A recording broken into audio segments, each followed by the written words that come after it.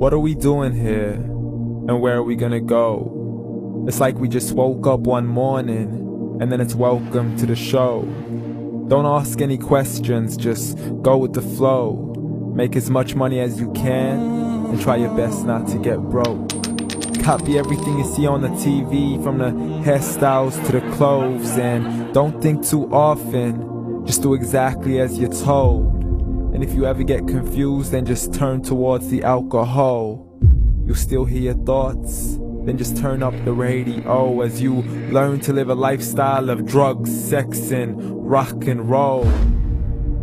But in all honesty, I just need to know, is there more to the cycle than growing and getting old? Living and dying just to leave behind a happy home and a whole lot of property that somebody else is going to own. I just really need to know before the casket's closed, 'cause I'm not willing to gamble with my soul, nor am I ready to take any chances. These are just simple life questions, and I'm just searching for some answers. Like, what are we doing here? And what is our purpose? How did we get here, and who made us so perfect? And what happens once we go, or is this world all really worth it?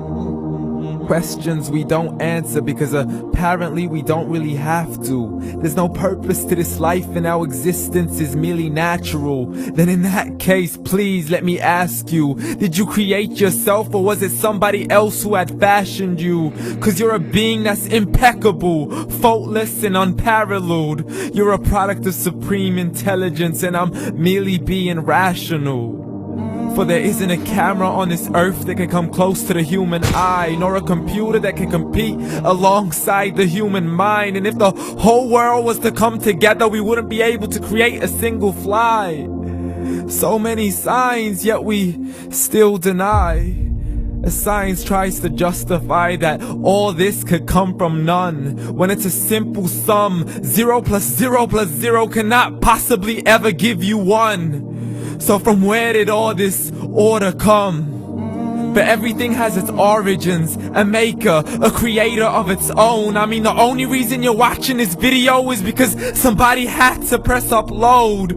So we can believe in the Big Bang, but I'd rather believe in He who caused it to explode. Allah, the creator of everything, along with every single soul. The ever-living, the master, the only one who is in control. Unlike his creation, beyond our imagination. And no, he's not a man, nor does he have any partners in association. He's on his own. And no, he did not ever leave us alone. Just like every manufacturer, he left us with an instruction manual. The Quran and Islam, and I'm sorry to jump to conclusions, but it's the only one possible. The only definition of God is the one and only supreme being. It's logical, a book with 0 contradictions, with miracles that are both scientific and historical, all revealed over 1400 years ago.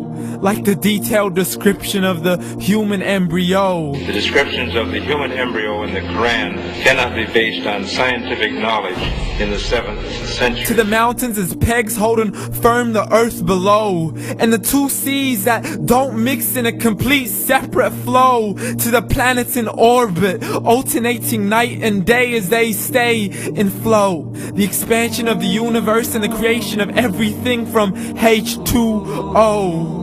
To the stories of the past and the preservation of Pharaoh. To identifying the lowest point in the land where Persia defeated Rome. The gushing fluid that created man in the glands between the ribs and the backbone. And not a word has changed, it's still the same. So please explain how all this was known over 1400 years ago. To a man who couldn't read or write, as he would recite whatever the angels spoke. And if you still don't believe, please try to come up with something that's even close. But you can't, so we took God as a mockery and his messengers as a joke. Muhammad could not read or write. How's somebody who can't read or write gonna start a religion? Dismiss these scriptures as legends and tales of the ancient folk as we live life according to our whims, desires, and hopes. Saying this life is the only home we will ever know. We will live then die, then simply turn to bones. YOLO! Correction, after the grass dies, the rain arrives and it regrows, and Allah promises to do the same thing to your very soul and bring you back from your very fingertips to your toes, as the all-seeing supreme being watches us so close, and we are surely being tested in our wealth, our health, and our self, and everything that we've been blessed with. So believe, for we will surely be resurrected and be brought back to our Lord and account for every single deed as He hands us our books and orders us to read.